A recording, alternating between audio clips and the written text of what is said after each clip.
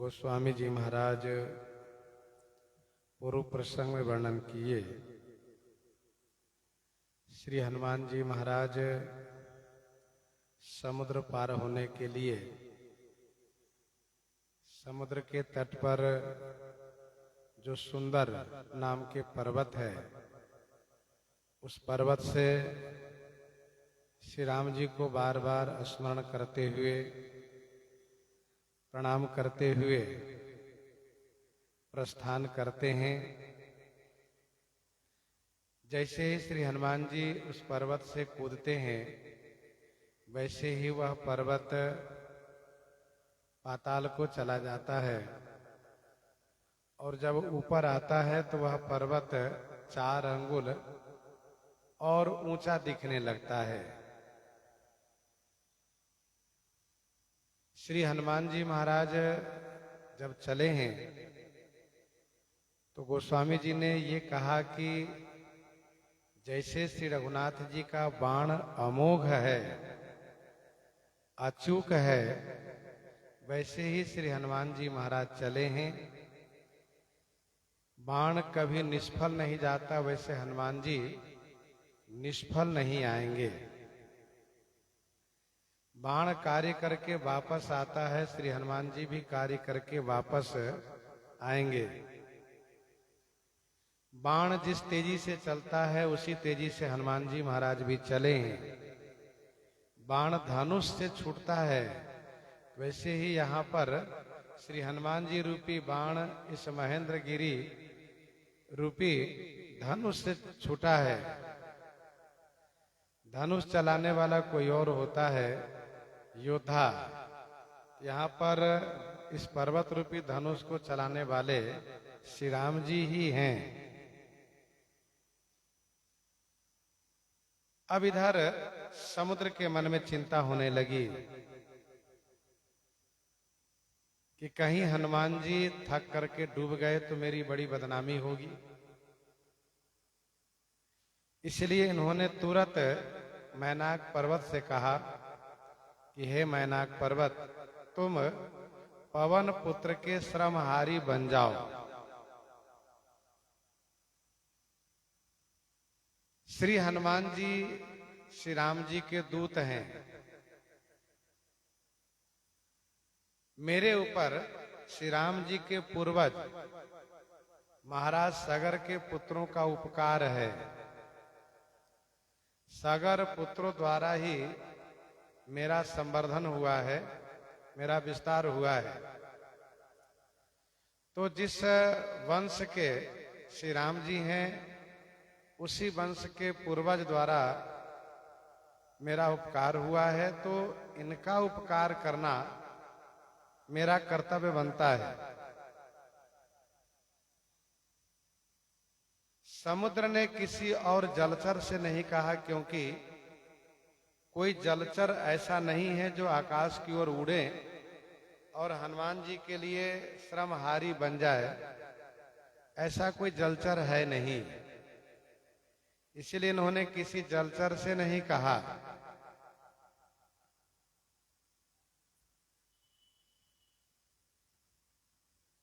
मैनाक से ही कहा, क्योंकि मैनाक के ऊपर पवन देव का ऋण है। पवन पुत्र की सेवा करके यह मैनाक उऋण हो सकता है, इसलिए समुद्र ने मैनाक से ही कहा। कल हम लोग चर्चा कर रहे थे कि मैनाक शैलराज हिमाचल के पुत्र है। यह स्वर्णमय पर्वत है, सोने का पर्वत है, सपक्ष है। ये सतयुग में जिस समय में पर्वतों के पंख काटे जा रहे थे, उस समय में पवन देव की सहायता से यह मैनाक समुद्र में आकर के आश्रय लिया, यहां पर आकर के छुपा है। देवराज इंद्र ने पर्वतों को पंख काटना इसलिए शुरू किया था क्योंकि ये उस जमाने में, उस समय में पर्वत उड़ा करते थे। पंख होने के कारण उड़ा करते थे, जिससे कि मनुष्य ही नहीं देवता भी भयभीत रहा करते थे कि न जाने उड़कर कहाँ बैठेंगे, कहाँ पहुंचेंगे। अब इतना बड़ा पर्वत उड़े और उड़ करके जहां बैठे वहां का तो जो कुछ होगा सब समाप्त हो जाया करता था। इसलिए देवराज इंद्र ने पर्वतों के पंख को काटना शुरू किया था।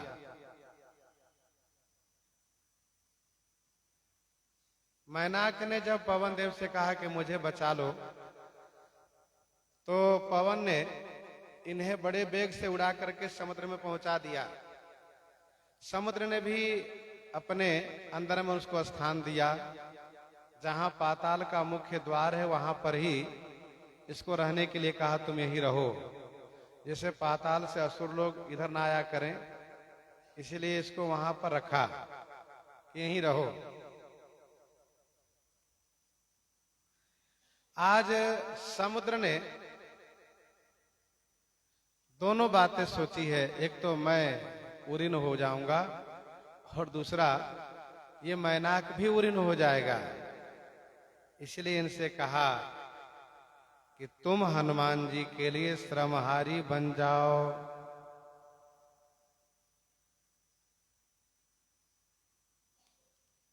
मैनाक पर्वत से समुद्र ने कहा और मैनाक ने हनुमान जी से कहा। इन दोनों बात को आधी पंक्ति में गोस्वामी जी ने लिखा, क्योंकि समय बहुत ज्यादा नहीं है। हनुमान जी का वेग बहुत तेज है। समुद्र ने मैनाक से कहा, समुद्र के कहने पर मैनाक जल के ऊपर आया। इतने में हनुमान जी मध्य समुद्र तक पहुंच गए। हनुमान ते ही परसा कर पुनि कीन्ह प्रणाम। राम काज किन्हे बिना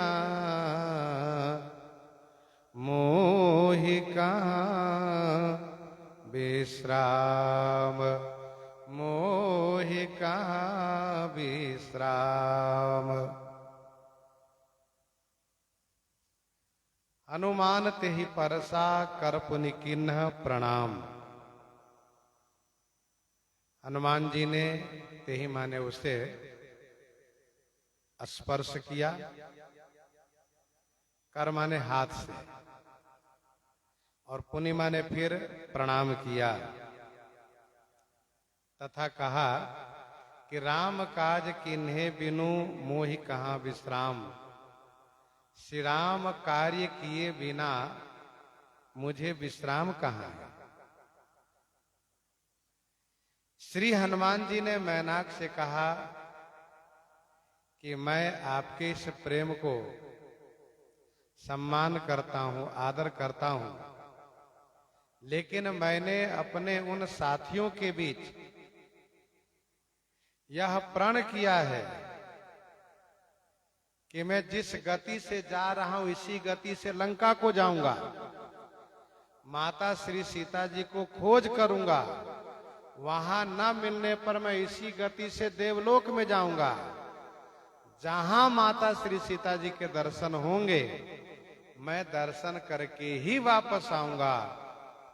यह मैंने प्रण किया है, तो मैं विश्राम नहीं कर सकता हूं। हनुमान तेहि परसा कर पुनि कीन्ह प्रणाम। आज हनुमान जी महाराज इस मैनाक को देवराज इंद्र से भी हमेशा हमेशा के लिए भय मुक्त कर दिए। अब देवराज इंद्र इनके ऊपर कुपित दृष्टि से नहीं देखेंगे। क्यों? क्योंकि इन्होंने हनुमान जी को विश्राम करने के लिए कहा है। जो श्री हनुमान जी की सेवा में आ जाए उन पर कोई देवता रुष्ट नहीं हो सकते, नाराज नहीं हो सकते, क्योंकि तापर सानुकूल गिरजाहर लखन राम अरु जानकी। हनुमान जी महाराज पैर से नहीं स्पर्श किए, क्योंकि पैर से स्पर्श करना एक अनादर होता। दूसरा यह है कि पैर रखते तो विश्राम करना माना जाता। इसलिए हनुमान जी महाराज ने हनुमान ते ही परसा कर हाथ से स्पर्श किया।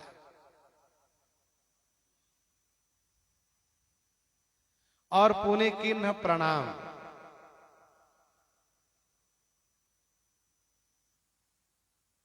हाथ से स्पर्श करके फिर प्रणाम करना, ये सम्मान करना है। अच्छा, पवन देव इनके पिताजी हैं। पिताजी के सहयोग से मैनाक सुरक्षित हैं, तो सहयोग करने वाला मित्र ही माना जाता है। मित्रवत है पिताजी के, इसलिए पिता के समान आदरणीय है।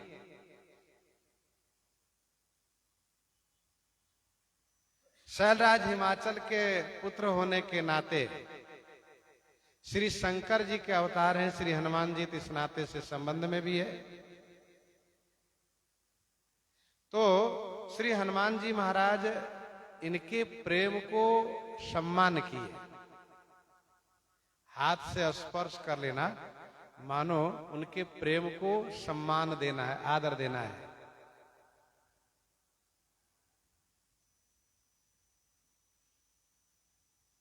राम काज किन्हे बिनु मोहि कहां विश्राम,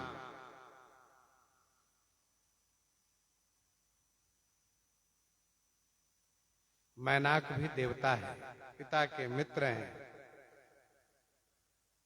इसलिए बड़ा सम्मान किए। अब एक बात यहां पर विचार करने योग्य यह है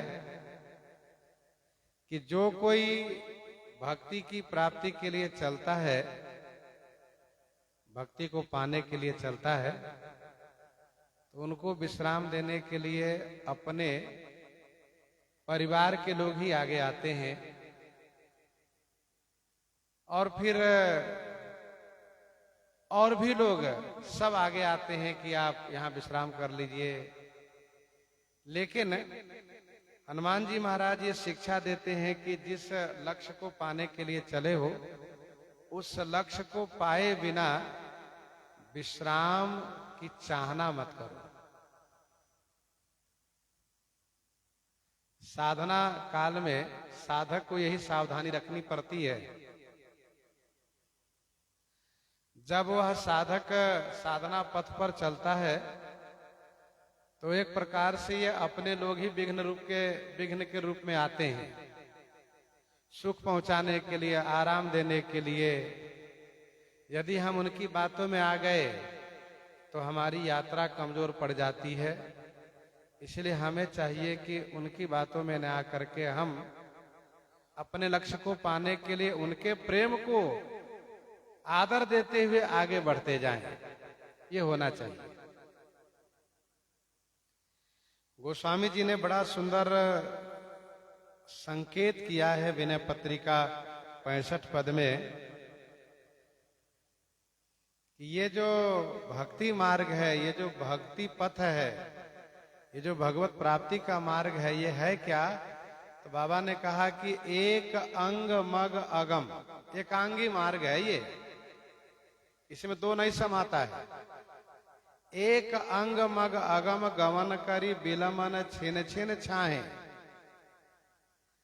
एकांगी मार्ग है।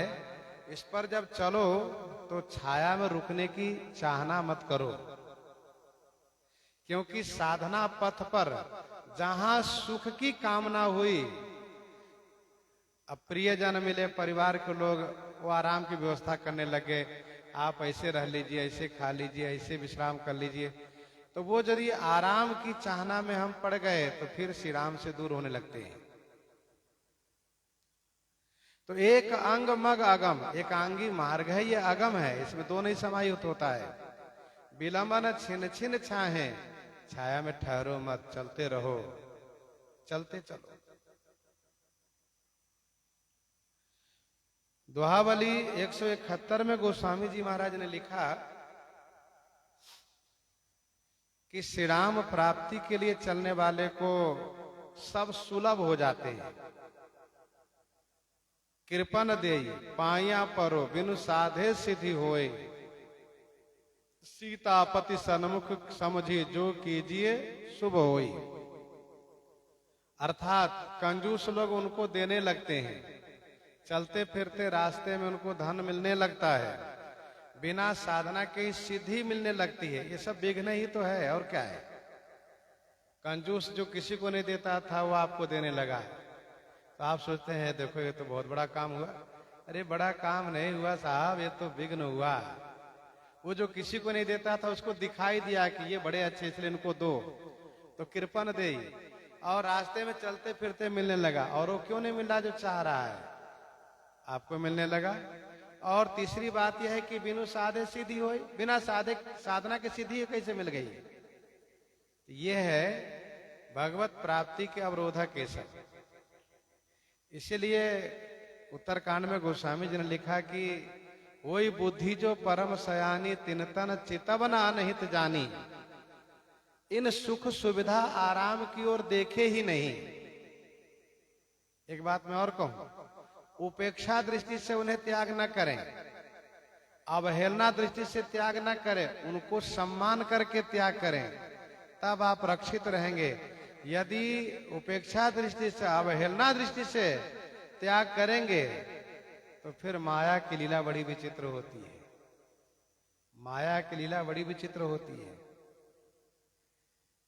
एक बहुत बड़े उच्च कोटि के साधक, बहुत लोकप्रिय, सज्जनों के प्रिय, लेकिन उनको किसी ने रुपये का माला पहनाया तो उनको अच्छा नहीं लगा। उन्होंने तुरंत गले से निकाला और फेंक दिया। माया को बुरा लग गया। माया ने कहा अच्छा, इतना अपमान तो मुझे नहीं करना चाहिए आपको।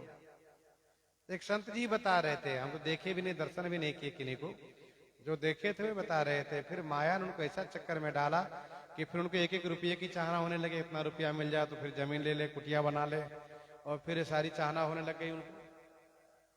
इसीलिए हनुमान जी के द्वारा शिक्षा लेना चाहिए। हनुमान ते परसा, कहते ना हम छूते नहीं है, छूना नहीं हमको नहीं, दूर रहो सो नहीं। हनुमान ते परसा करपुनि किन्न प्रणाम, स्पर्श करके सम्मान पूर्वक परित्याग। हम इसके अधिकारी नहीं। श्री भरतलाल जी को सबने राज्य लेने के लिए कहा था। हनुमान जी, श्री भरतलाल जी सम्मान पूर्वक सबकी बात को आदर करते हुए और ये कहा कि मैं राज्य के अधिकारी नहीं हूं साहब। हाँ, ये सोचिए राजा कैसा होना चाहिए, राज्य किसको देना चाहिए। आप मुझे राज्य दे रहे हैं, मेरे लिए राज्य की चर्चा हुई और कितना बड़ा उपद्रव हुआ, ये सोचिए, और फिर मुझे ही राजा बना रहे हैं। श्री लक्ष्मण जी को श्री राम जी ने कहा भैया घर में रह करके पिताजी की सेवा करो, राज्य का संचालन करो। श्री लक्ष्मण जी कोई नाराजगी नहीं दिखाए, बड़ी विनम्रता पूर्वक सम्मान के साथ श्री राम जी से कहा प्रभु क्या इस दास से राज्य का संचालन व माता पिता की सेवा हो सकती है? आप खुद विचार करें। तो मानो ये शिक्षा है क्या? इन आराम सुख सुविधा को विनम्रता पूर्वक परित्याग करो, अहंकार पूर्वक नहीं, उपेक्षा पूर्वक नहीं। तो हनुमान ते ही परसा कर पुण्य किन्न प्रणाम। तो ये जो दोहा है कृपन दे पाया पर, लगता तो बड़ा अच्छा लगता है कि देखो हमें कंजूस देने लगा है, रास्ते घाटे धन मिल रहा है और बिना साधे सिद्धि मिल जा रही है, तो अच्छी बात। लेकिन श्री राम जी को मिलने में ये सब रोक रहे हैं, अवरोध कर रहे हैं। दोहावली 173 में पढ़िए वहीं पर, तब बिना ही ऋतु तरबर फरत शिला द्रवत जल जोर, राम लखन से करी कृपा जब चितपत जही ओर। भैया हो ये मार्ग ऐसा है, श्री राम प्राप्ति वाला मार्ग ऐसा है कि अनचाहे ही सुख आराम मिलता है। लेकिन साधक को चाहिए कि सुख आराम में भूले नहीं, यहां से प्रणाम करते हुए आगे निकलते चलें, आगे बढ़ते चलें। क्योंकि ज्यादा सुख आराम में पड़ेंगे तो मन है बड़ा प्रमादी, और सुख आराम में पड़ेंगे तो मन है बड़ा प्रमादी, फिर मन कहेगा थोड़ा ठहर जाओ ना। हाँ, मान लीजिए हनुमान जी मैनाक की बात को मान लेते हैं, थोड़ा विश्राम कर लेते हैं, और उस पर फल आदि सब है, थोड़ा खा भी लेते हैं, थोड़ा सो भी लेते हैं। तो बताओ श्री राम कार्य कैसे होगा। इसीलिए हनुमान जी ने कहा, राम काज की ने बिनु मोहि कहां विश्राम, मुझे विश्राम नहीं है। हनुमान ते ही परसा, कर पुनि के न प्रणाम, राम काज कीन्हे बिनु मोहि कहां विश्राम।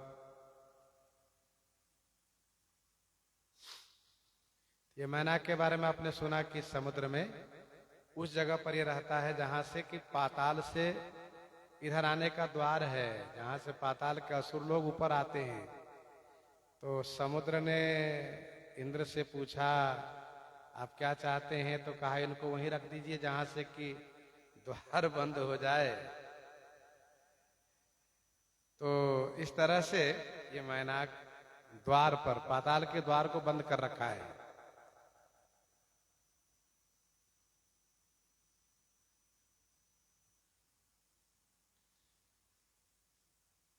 हनुमान जी के सामने बड़ी शीघ्रता में मैनाक आया है।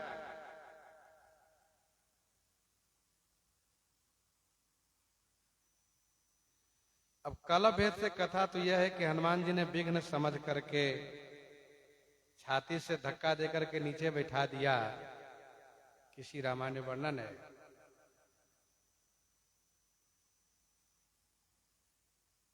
लेकिन यहां पर गोस्वामी जी कहते हैं कि हनुमान ते ही परसा कर पुनि किन प्रणाम। हाँ, इतना अवश्य है कि जैसे ही मैनाक शीघ्रता से ऊपर आया है, वैसे ही हनुमान जी से उन्होंने कहा, हे अंजनी नंदन, हे वायुपुत्र, हे श्री रामदूत, आइए, ये मेरा विशाल पर्वतीय क्षेत्र है। अच्छा, कहने वाला मैनाक बोल रहा है, इसका मतलब वो नराकार में बोल रहा है, बोल रहा है नराकार में, और कहा ये हमारा पर्वतीय क्षेत्र है, आइए विश्राम कर लीजिए, थोड़ा ठहर लीजिए, फिर जाइएगा। मैनाक ने यह भी कहा कि आपको विश्राम देने के लिए समुद्र ने मुझसे कहा है, मुझे भेजा है। हनुमान जी महाराज ने कहा, आपके इस व्यवहार से, आपके इस भाव से मैं प्रसन्न हूं, लेकिन मुझे इस समय में बहुत जल्दी है। मैं श्री राम कार्य किए बिना विश्राम नहीं कर सकता हूं।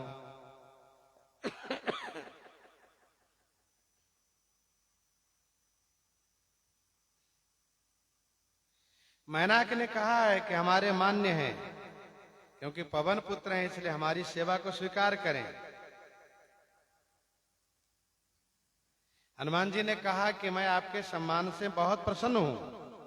एक तो श्री राम कार्य की शीघ्रता है, और दूसरा यह है कि दिन बीता जा रहा है, मैंने वानरों को, दूसरा यह है कि दिन बीता जा रहा है, मैंने बंदरों को वचन दिया है कि मैं शीघ्र लौटूंगा, कहीं ठहरूंगा नहीं।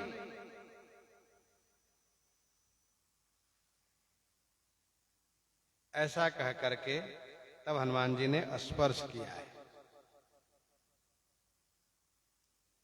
और स्पर्श करके हनुमान जी महाराज मैनाक से और ऊपर उठ करके फिर चल दिए हैं। श्रीमद् वाल्मीकि रामायण में यह प्रसंग बहुत विस्तार से वर्णित है। एक बात मैं और बताऊं, हनुमान जी महाराज महेंद्रगिरी से छलांग लगाए हैं, मैनाक की बात को सुने हैं, तो हनुमान जी में वो सामर्थ्य है कि ठहर कर भी चलते भय। अब ऐसा नहीं कि व्यक्ति एक बार छलांग लगाया हो, बीच में कोई रोक दे तो फिर वो चल ही ना पावे, तो हनुमान जी में बात नहीं है। हनुमान जी तो फिर चलते भय, बल्कि ये बात कही जा रही है कि उस पर्वत से और ऊंचे होकर के, कि कोई और ना आ जाए, इसलिए और ऊंचे होकर के चलने लग गए। जात पवन सुत देवन देखा, जाने कह बल बुद्धि विशेखा, जात पवन सुत देवन देखा, जाने कह बल बुद्धि विशेखा। दोनों कार्य एक साथ हुआ है। समुद्र ने मैनाक से कहा है और देवताओं ने सुरसा से कहा है। दोनों कार्य एक साथ। मैनाक झट से ऊपर आया है, एकदम से पानी के ऊपर उठकर के ऊपर चला गया, और सुरसा उसी मैनाक के आगे तुरंत रास्ते में खड़ी दिखाई पड़ी। जात पवन सुत देवन देखा, जाने कह बल बुद्धि विशेखा।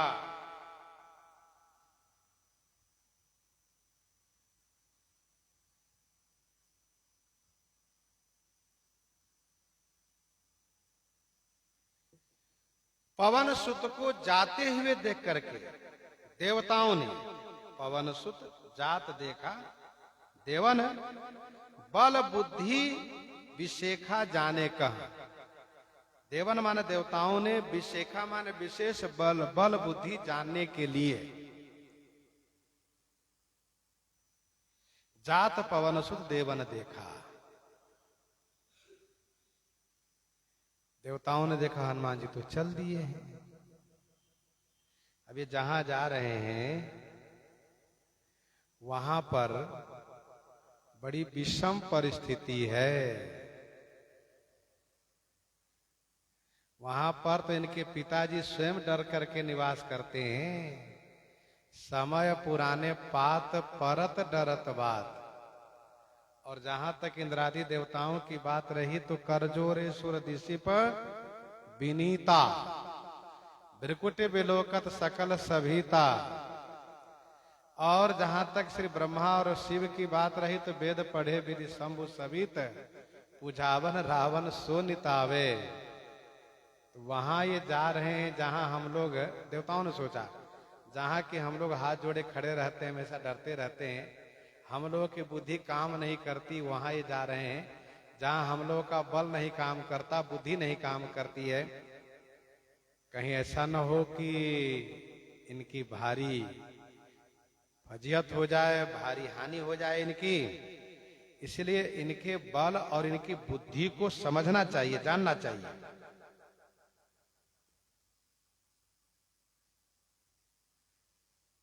वैसे देवताओं ने श्री हनुमान जी के बालापन में ही पराक्रम को देखा है।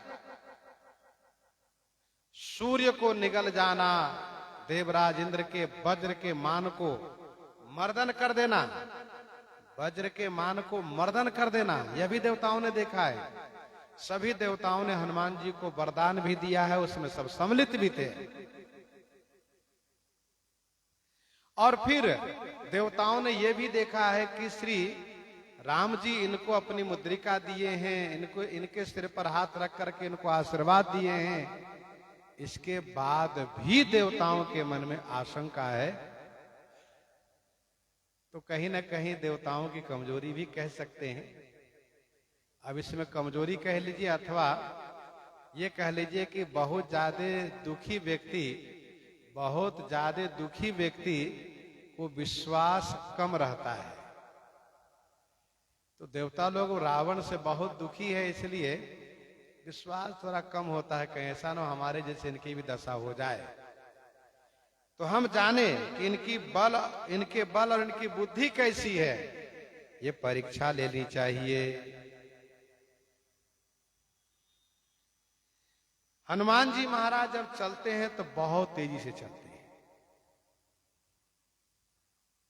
कवितावली लंका कांड 54 पद में गोस्वामी जी ने लिखा है, कवितावली लंका कांड 54 पद में कि मारुत नंदन मारुत को मन को खगराज को बेग लजायो। मारुत नंदन मारुत को मन को खगराज को बेग लजायो। श्री हनुमान जी महाराज मन, पवन और पक्षीराज तीनों को फेल कर देते हैं चलने में। मारुत नंदन मारुत को मन को खगराज को बेग लजायो। देखो भैया, गरुड़ जी कितना तेज चलते हैं हम लोग देखे नहीं है, सुनी हुई बात है। हवा की गति क्या होती है ये तो हम लोग देखते हैं, कितनी तेज हवा चलती है कभी कभी, जब आंधी आती है बहुत तेज हवा चलती है। लेकिन मन की बात तो हम आप सब जानते हैं, हमारे और आप सबके मन की बात है। मन कितना तेज चलता है, एक सेकेंड नहीं लगता है कि मन कहीं और जगह घूम के तुरंत चला जाता है वापस। यहाँ कथा मंडल में बैठे हैं और मन गया अपने आसन पर घूम के चला आया। आसन तो खैर बहुत दूर नहीं है, और दूर जहां जन्म हो वहां घूम के आ गए, कोई मित्र है उनके पास घूम के आ गए। मन को न जाते देरी लगता है न आते देरी लगता है, तुरंत याद करने में देरी भले हो लेकिन मन को पहुंचने में देरी नहीं होती है, इतना तेज मन चलता है। देखो मन को लोग कहते हैं ना मन को जीतना, इतना आसान नहीं साहब मन को जीतना। ये बहुत तेज उड़ता है, बहुत तेज चलता है। हनुमान जी की गति के सामने तीनों लज्जित होते हैं, इतना तेज हनुमान जी महाराज चलते हैं, कल्पना से भी बाहर। तो हनुमान जी महाराज चल चुके हैं, 400 कोस लांघना है, कोई बड़ी बात इनके लिए है नहीं। समुद्र के कहने पर मैनाक आया है, देवताओं के कहने पर सुरसा आ गई।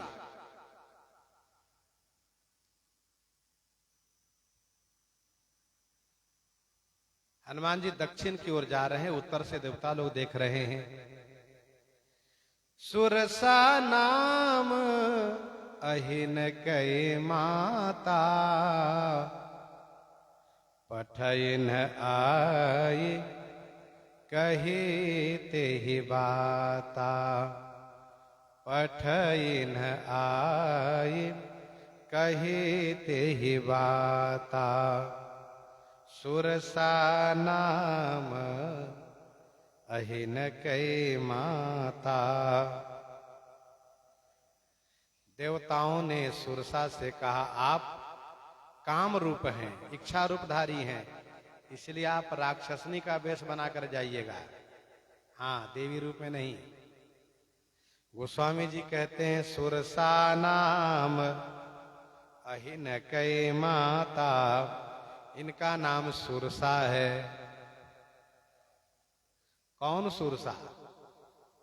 क्योंकि सुरसा नाम की तो और भी महिला होगी।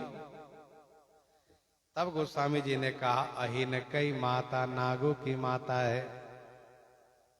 अच्छा, केवल अहिन कई माता कहते तब भी मन में शंका होती, क्योंकि अहिन कई माता कद्रु भी है।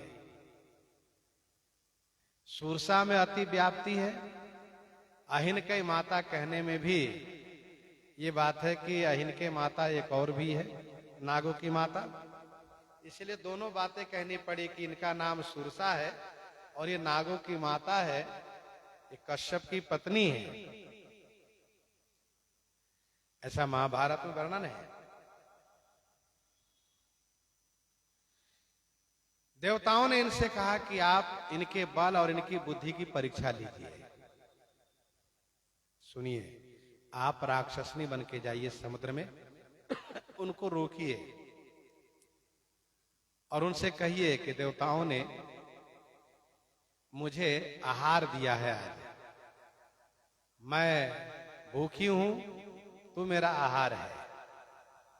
अब आप देखिए क्या कहते हैं, कैसे निकलते हैं, उनके बल और उनके बुद्धि की परीक्षा लीजिए। प्रश्न उठता है कि सुरसा को देवताओं ने भेजा, अपने क्यों ना आ गए, अपने ही आ गए होते, ये प्रश्न है। इसका उत्तर यह है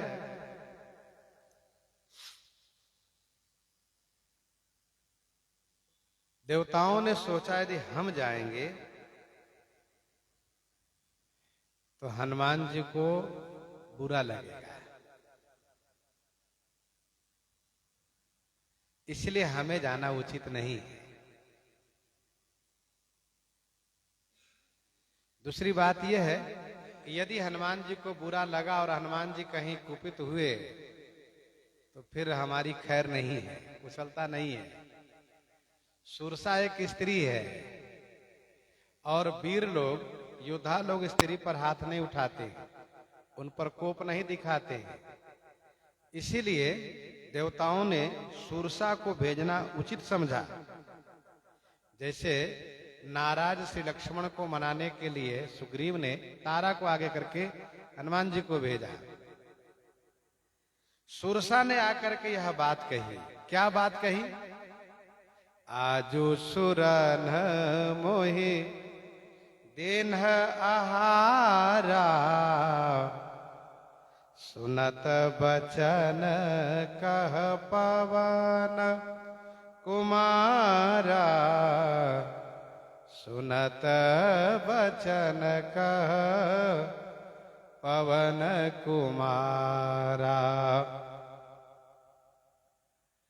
आज सुरन मोहि दिन आहारा,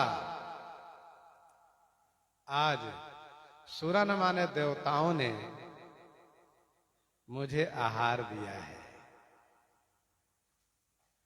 एकदम हनुमान जी के सामने खड़ी हो गई रास्ते में। हनुमान जी सोच रहे सब क्या हो रहा है, एक से छूटो तो एक खड़े मिलते हैं। मैनाक से निकले तो अब यहाँ ये खड़ी है देवी। आज सुरन मोहि दिन आहारा, सुनत बचन कह पवन कुमारा। वचन सुनकर के पवन कुमार हनुमान जी महाराज ने कहा, दूसरा कोई होता तो घबरा जाता है, लेकिन ये पवन कुमार है, घबराते नहीं, कोई घबराहट नहीं इनमें है। घबराया हुआ व्यक्ति उचित निर्णय नहीं ले सकता है, बलहीन हो जाता है। हनुमान जी महाराज में कोई घबराहट नहीं। आज सुरन मोहि दिन आहारा, सुरसा ने कहा आज देवताओं ने मुझे आहार दिया है, आ जाओ मेरे मुख में आ जाओ। मुझे बहुत दिन से भोजन नहीं मिला है, आज सबन का भोजन करऊं, दिन बहु चले आहार बिन मरऊं, कबहु न मिल भरी उधर आहारा। वैसे आज मुझे देवताओं ने आहार दिया है। अच्छा, सुरसा ने सोचा कि इस तरह से बातें करूं कि बाद में ये लगे कि झूठ नहीं बोली थी। इन्होंने कहा कि देवताओं ने आहार दिया है, और आगे कहेंगे कि मोहि सुरन जही लागी पठावा, जिस वास्ते देवताओं ने मुझे भेजा था वह कार्य मेरा पूरा हुआ। लेकिन परीक्षार्थ इन्होंने कहा कि आज सुरन मोहि दिन आहारा, देवताओं ने मुझे आहार दिया है। सुनत बचन कह पवन कुमारा। पवन कुमार श्री हनुमान जी वचन सुनते ही कहने लगे, राम काज कर फिरी मैं आवऊं, सीता कई सुधि प्रभु ही सुनावो। श्री हनुमान जी ने कहा, श्री राम जी का कार्य करके मैं फिर ही आऊं, मैं लौट के आता हूं, और सीता कई सुधी प्रभु ही सुनावो, श्री सीता जी की सुधी खबर प्रभु श्री राम जी को सुना देता हूं। श्री हनुमान जी ने यह नहीं कहा कि ना ना मैं भोजन नहीं बनूंगा, मैं भोजन नहीं दूंगा, ऐसा नहीं कहा, क्योंकि भूखे को भोजन न देना ये भी धर्म के अनुकूल नहीं है। धर्म कहता है कि भूखा यदि कहे कि मुझे भोजन दो तो भोजन देना चाहिए। अब रही बात कि उसके अनुरूप भोजन क्या है, ये उस समय पता चलेगा। श्री स्वामी कृष्णदास परिहारी जी महाराज गुफा में बैठे थे, माला जप रहे थे, भजन कर रहे थे, तो गुफे के द्वार पर सिंह आ गया, और सिंह आ गया तो श्री कृष्णदास परिहारी जी ने कहा, अच्छा अतिथि देवो भव, आइए आइए, आपका स्वागत है, सम्मान है।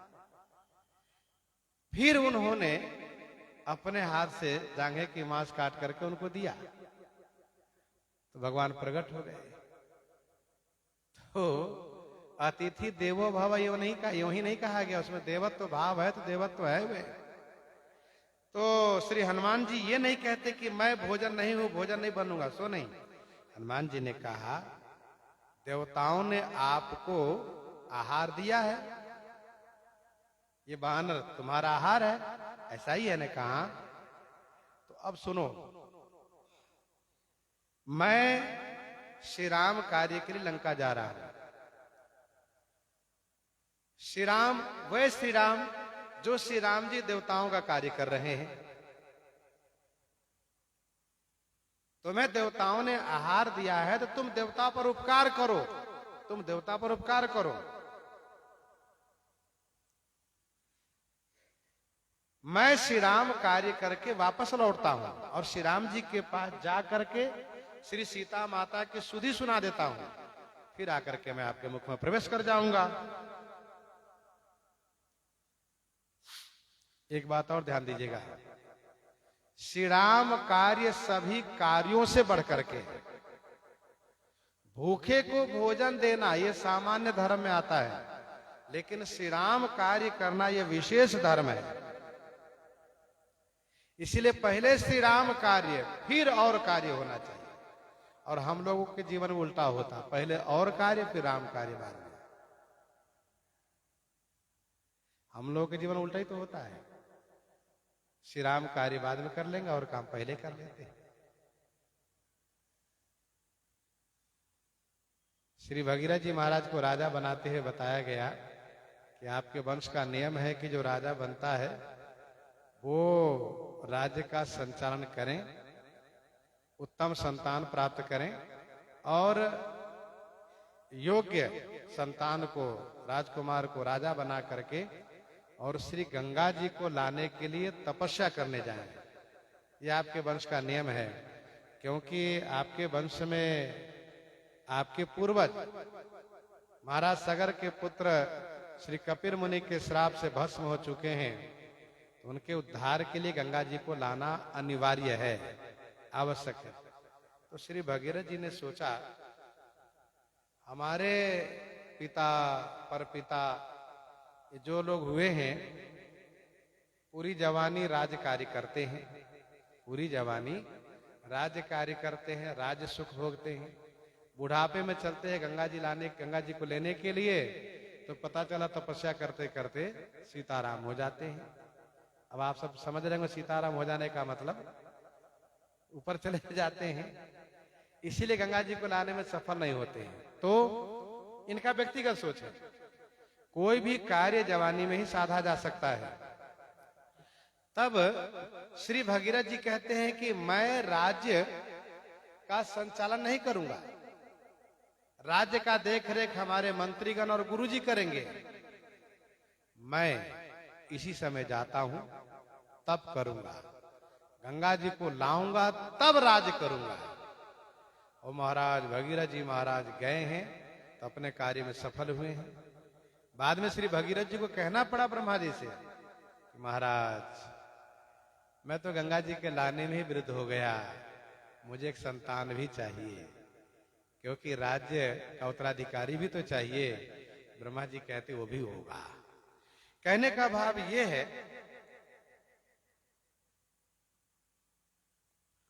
कि श्री राम कार्य को प्रधान मानना चाहिए। भूखे को भोजन देना अच्छी बात है, लेकिन उससे भी ज्यादा महत्व का श्री राम कार्य करना।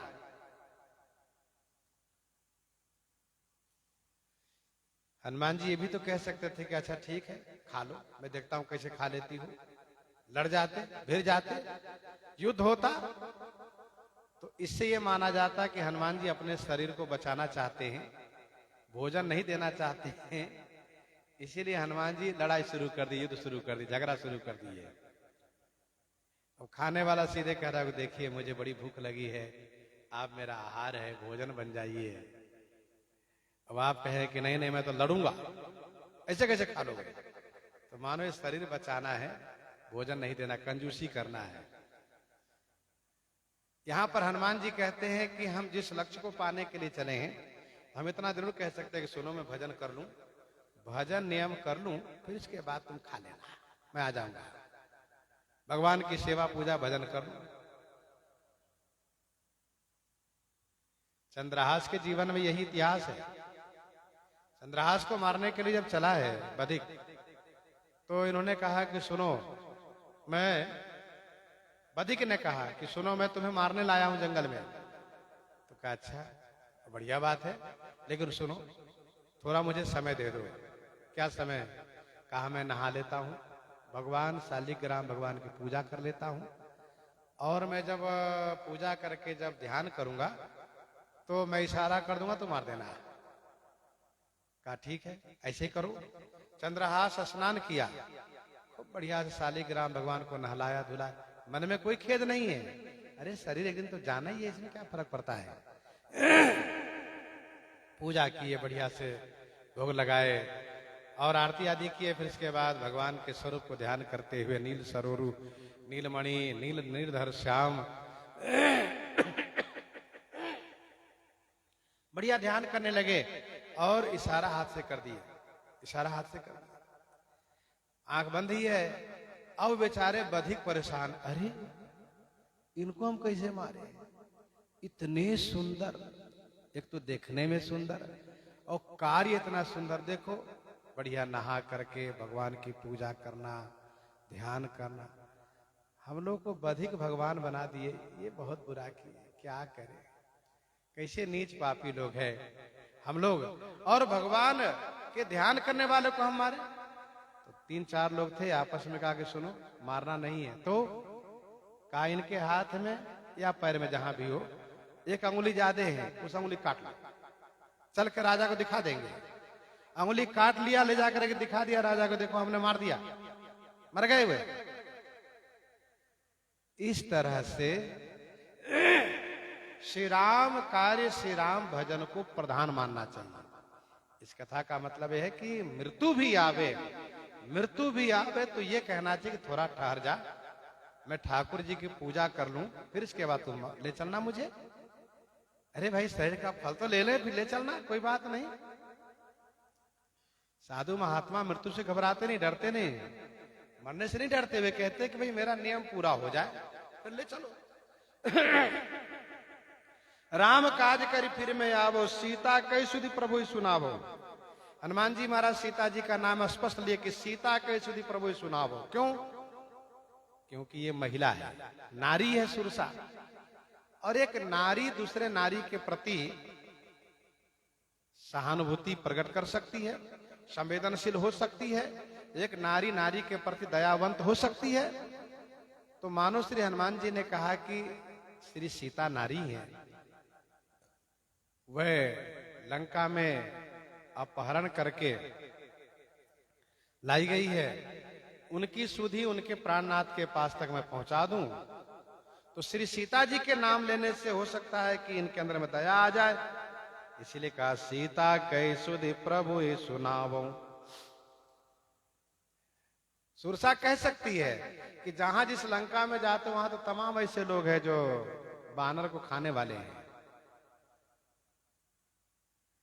कैसे वहां से बच के आओगे जो मेरा भोजन बनोगे।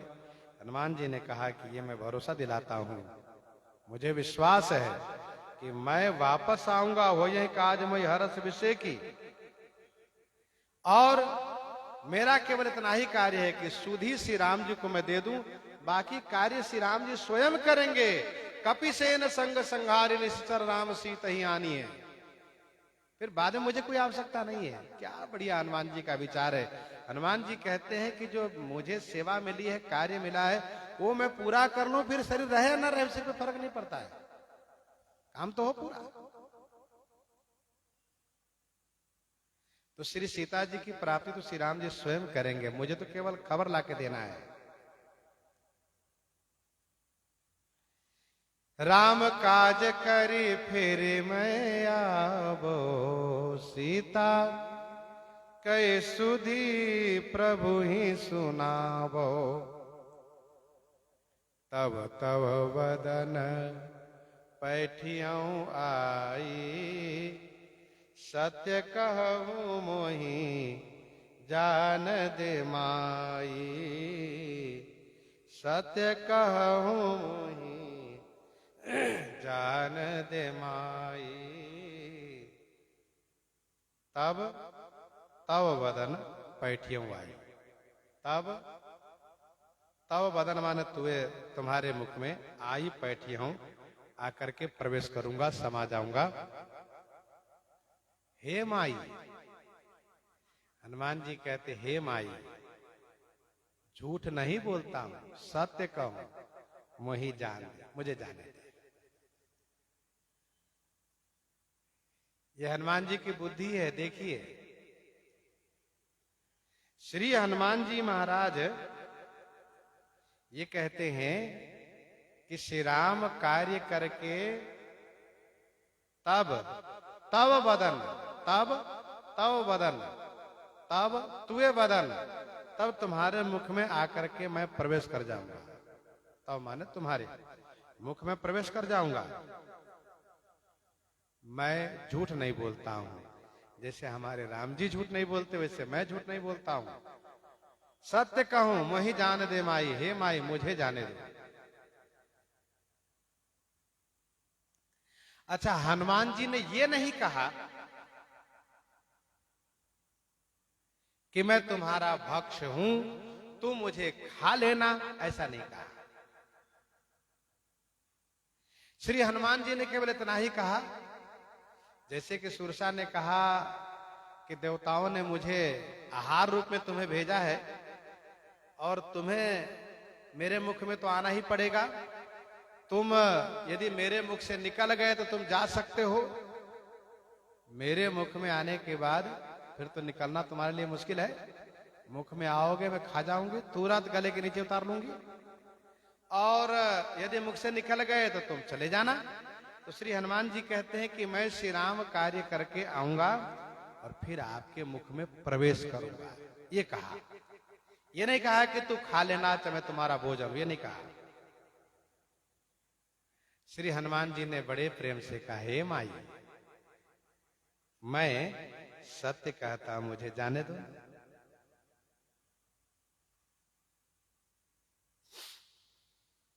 हमारे गुरुजी कथा सुनाया करते थे। एक व्यक्ति वैष्णव था, एकादशी का व्रत करता था, गांव के बाहर मंदिर पर जाकर के रात्रि में जागरण करता था। एक दिन उसे दिन के काम को निपटाने में देरी हो गई। अंधेरी रात में वो आश्रम पर जा रहा था कि उसको ब्रह्म पिशाच ने घेर लिया। कहा, सुनो आज मैं तुमको खाऊंगा।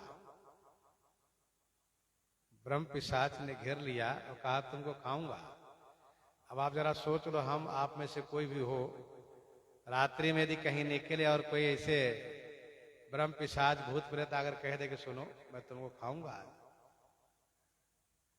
तो पांव हम लोग का हिलेगा नहीं, वहां से कांपेगा तुरंत और कुछ कर नहीं पाएंगे, बोलती बंद हो जाएगी। हाँ, लेकिन धर्म बल हो तो बोलने का साहस होता है। तो उस व्यक्ति ने, वैष्णव ने कहा, सुनो बहुत अच्छी बात, खा लेना, आज नहीं कल। कहा, आज क्यों नहीं कल क्यों? कहा, आज मैं एकादशी व्रत किया। एकादशी व्रत माने भगवान का व्रत। मैं आज जाता हूं, मेरा नियम है एकादशी की रात्रि को मंदिर पर जागरण करना, भजन करना। मुझे एक रात आज का भजन करने का मौका दे दो, मैं जाता हूं, भजन करूंगा। और पक्का वादा है, मैं कल प्रातः इतने बजे आकर के तुमसे मिलूंगा, खा लेना। तो ब्रह्म पिशाच ने सोचा इस प्रकार से कहने वाला भी तो कोई व्यक्ति होता नहीं है, लेकिन एक कह रहा है, इनकी बातों में दम तो है, क्योंकि डरा नहीं व्यक्ति, एक कह रहा है। ब्रह्म पिशाच ने कहा, पक्का तुम आओगे? कहा, बिल्कुल पक्का, बस मुझे भजन कर लेने दो आज रात्रि भर। मानो इस प्रसंग से सुंदर शिक्षा है कि जो हमारा नियम है वो नियम पूरा कर लेने दो मृत्युदेव। हे मृत्यु देवी, मुझे नियम पूरा करना तो फिर ले चलना, कोई बात नहीं, चलने को हम तैयार हैं। और काम रहे अधूरा कोई बात नहीं, भगवान के भजन पूरा हो जाने दो, जो आज का नियम है पूरा तो कर लें। तो ब्रह्म पिशाच मान गए और वे गए रात्रि में वहां भजन किए। अच्छा, और रात्रि में कभी कभी आलस लगता भी रहा हो, लेकिन आज आलस नहीं लगा, क्योंकि उनको तो निश्चय है कि कल मुझे सीताराम हो जाना है। अब वह बेचारा रात्रि भर भजन किया, प्रातः काल आरती हुई, ठाकुर जी का दर्शन किया, स्तुति किया, चरणोदक प्रसादी लिया, प्रणाम किया और चला। कहा, अब कोई चिंता नहीं, मेरा नियम हो गया, एकादशी व्रत हो चुका है, अब कोई बात नहीं, खा जाए। फिर एकादशी आती है 15 दिन के बाद, आज का नियम पूरा हो गया। आया और ब्रह्म पिशाच से कहा, हे श्रीमान आओ, मैं आ गया हूं। ब्रह्म पिशाच को लगा, अरे ये तो बिल्कुल वचन के पक्का निकला हो।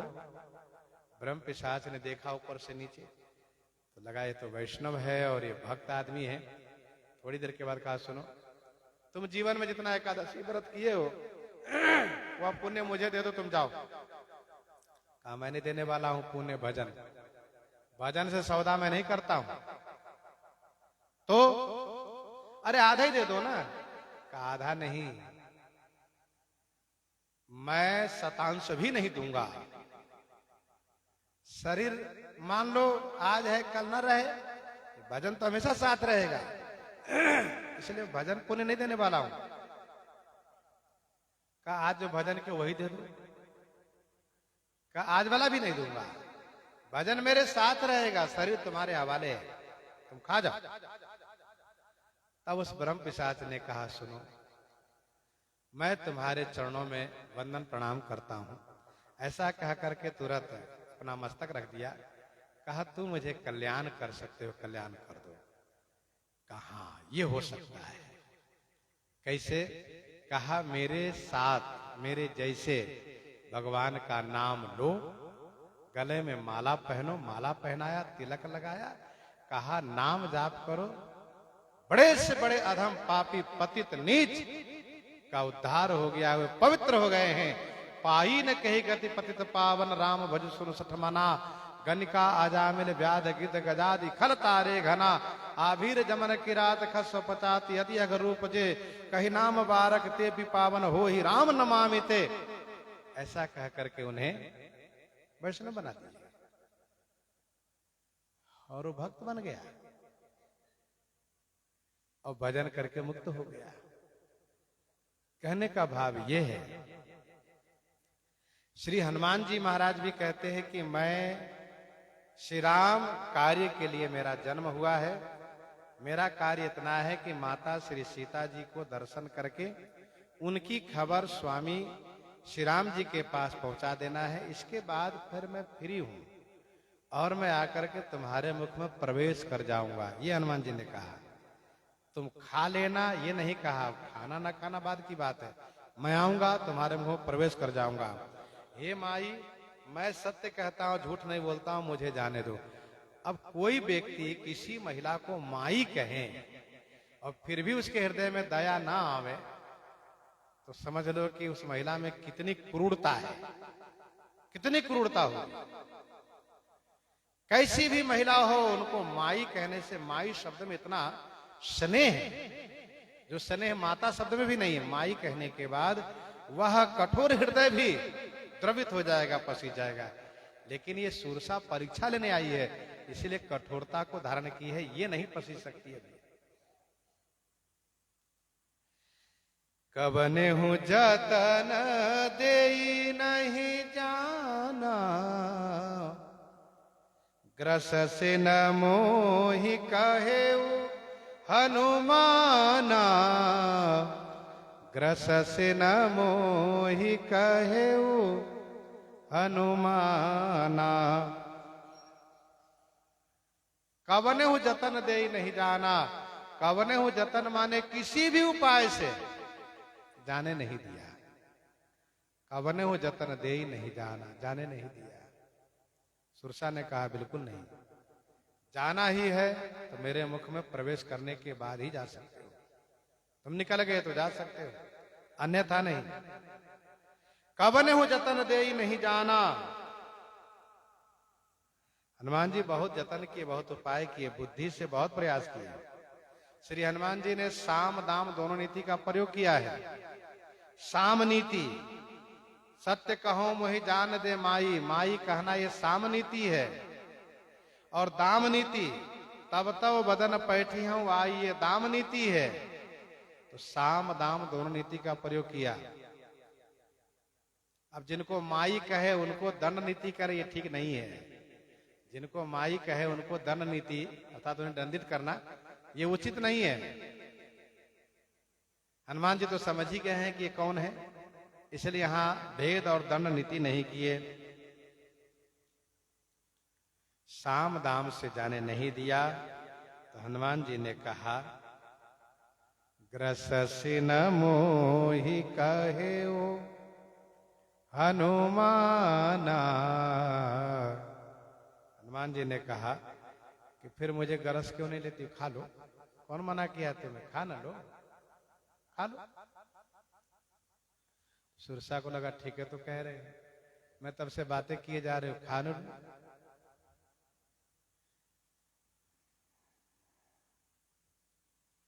दोहावली में 433 में गोस्वामी जी ने लिखा है, दोहावली 433 में, जो मधु मरे न मारिये माहुर देई सुकाऊ, जो मधु मरे न मारिये माहुर देई सुकाऊ, जग जीति हारे परसुधरा हार जीते रघुराऊ।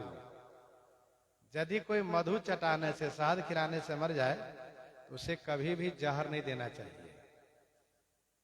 इसका मतलब यह है कि जब बातों से ही बात बन जाए, जब बातों से ही बात बन जाए तो लाठी डंडा नहीं उठाना चाहिए।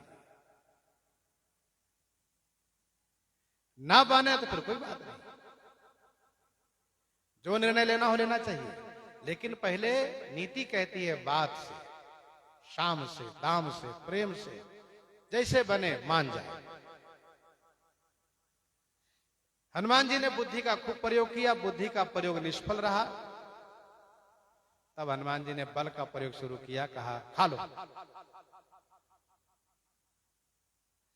जो जन भरी ते ही बदन पसारा, कपितन कीन्ह दुगुन विस्तारा।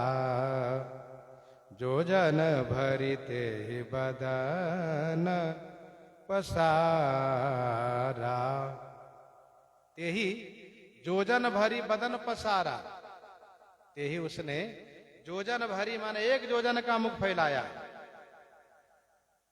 एक जोजन का मुख फैलाया।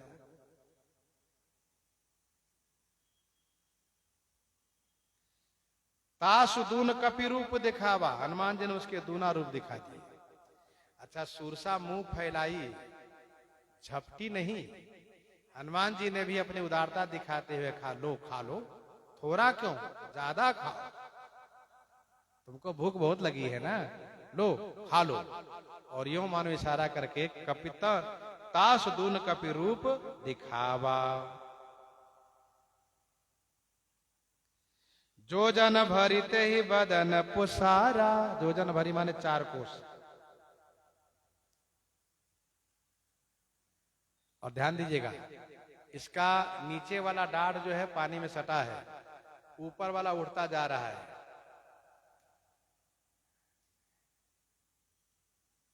ऊपर वाला ऊर्ध्वाधर बढ़ता जा रहा है।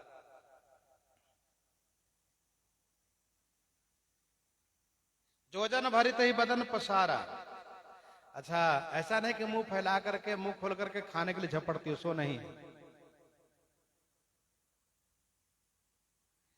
कुंभकर्ण क्या किया, जब उसके हाथ काट दिए श्री राम जी, कुंभकर्ण के हाथ को जब श्री राम जी काट दिए तो मुंह खोल करके खाने के लिए झपटा।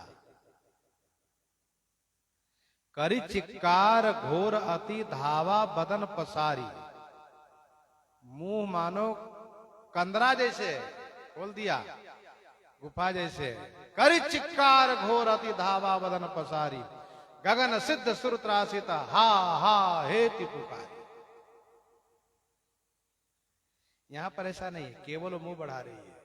तो हनुमान जी महाराज कपितनु के न दुगुन विस्तारा, हनुमान जी 2 जोजन के हो गए, 8 कोस के हो गए। अब एकदम से सुरसा घबरा गई कि अरे ये तो मुझसे दूना हो गया।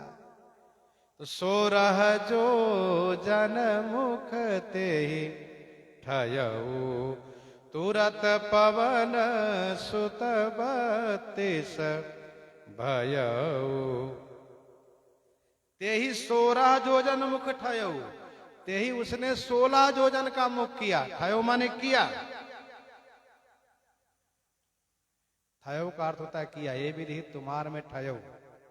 तो 16 जोजन मुख ते ठयऊ, लेकिन तुरत पवन सुत 32 भयऊ। हनुमान जी महाराज तुरंत 32 जोजन के हो गए। वो जितना बड़ा मुंह खोलती है ना, उसे दूना हनुमान जी सामने दिखने लगते हैं। अब उसके मुंह में हनुमान जी समाएंगे नहीं, कैसे समाएंगे? पहले छोटा मुंह था, हनुमान जी छोटे थे, बड़ा किया हनुमान जी बड़े हो गए, और बड़ा किया तो और बड़े हो गए। देखो हम लोग की चाहना ही सुरसा देवी जी हैं, हम लोग की चाह ही सुरसा देवी है। चाह की पूर्ति होती है तो सुरसा के मुंह जैसे चाह भी बढ़ती चली जाती है। सुरसा के मुख का अंत नहीं दिखता है, वैसे चाहना का अंत नहीं दिखता है साहब। हाँ,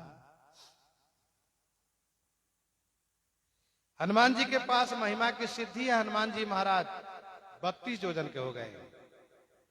अब सुरसा घबरा गई कि क्या करना चाहिए। तो गोस्वामी जी कहते हैं, जस जस सुरसा बदन बढ़ावा, तासु दोन कपि रूप दिखावा। ऐसा नहीं हुआ है कि ये सुरसा एकदम से 64 योजन के हो गई हो, हनुमान जी 128 योजन के हो गए हो, ऐसा नहीं हुआ है। तो अब सुरसा के मुंह घटाने का क्रम घट गया। सुरसा का नियम नहीं है वो कितना बड़ा मुंह कर रहे हैं, लेकिन हनुमान जी का नियम है कि जितना बड़ा मुंह खोलेगी उससे दूना हनुमान जी दिखने लगते हैं। जस जस सुरसा बदन बढ़ावा, 16 योजन थी, हनुमान जी 32 हुए। सुरसा 40 के मुख फैलाए, 40 योजन के, हनुमान जी 80 हो गए। अब वो ज्यादा नहीं बढ़ा सकती, सुरसा ज्यादा नहीं बढ़ा सकती, 40 योजन तक मुख बढ़ाई, हनुमान जी 80 योजन के हो गए। तब सुरसा ने सोचा कि ये 80 है, 20 और बढ़ा लो और मुख में भर लूं। तो 7 योजन ते ही आनन के ना, अति लघु रूप पवन सुत लीन्हा, अति लघु रूप पवन सुत लीन्हा। 7 योजन तही आनन किन्हा, ते ही उस सुरसा ने 7 योजन माने 100 योजन का आनन माने मुख कर लिया। अब आप जरा सोचिए कितना बड़ा मुख हो गया। 100 योजन मतलब 400 कोस, 1200 किलोमीटर, बहुत बड़ा मुख है मुख। अब दांत कितने बड़े होंगे, जिह्वा कितनी बड़ी होगी, सोचिए। बहुत बड़ा मुख होगा। 7 योजन तैयार की। हनुमान जी महाराज के पास अणिमा सिद्धि है। अणिमा महिमा सिद्धि से बढ़ते गए, अणिमा सिद्धि से तुरंत छोटे बन गए। अति लघु रूप पवन सुत लीन्हा, झट से छोटा बन गए। मसक समान रूप कपिधरी, अध्यात्म रामायण वर्णन, अंगूठे बराबर हनुमान जी बन गए, अंगूठे बराबर। और उसके पूरे मुख में घूम फिर करके बाहर आ गए। अब उसके पास इतनी क्षमता नहीं कितना जल्दी वो मुंह को बंद कर ले। अब 100 योजन मुख है, ऊपर वाला दाढ़ को समेटेंगी तब तो हनुमान जी को मुख में दबा पाएगी। लेकिन हनुमान जी पूरे दाढ़ और गले तक सब जगह घूम फिर करके बाहर आ गए। अति लघु रूप पवन सुत लीन्हा, और बदन पैठी पुनी बाहिर आवा, मांगा विदा ताहे सिरुनावा। बदन पैठी, बदन में प्रवेश करके फिर बाहर आ गए और मांगा विदा ताहि सिरुनावा। ताहि सिरुनावा, उन्हें प्रणाम करके हनुमान जी ने विदा मांगा। माता जी अब मैं जा सकता हूं ना। ऐसे जब हनुमान जी ने कहा तो सुरसा वह राज की बात कहने लगी कि मैं यहाँ पर किनके द्वारा भेजने से आई थी, किस उद्देश्य से आई थी, वह उद्देश्य मेरा पूरा हुआ है और मेरा आशीर्वाद आपके साथ रहेगा। सारा कार्य हनुमान जी आप करोगे। इस प्रकार से सुरसा हनुमान जी के बीच ये जो लीला है वो हम लोग श्रवण कर रहे हैं। प्रसंग को यहीं पर हृदयांगम करते भाई श्रवण करते हैं श्री दोहावली रामायण से।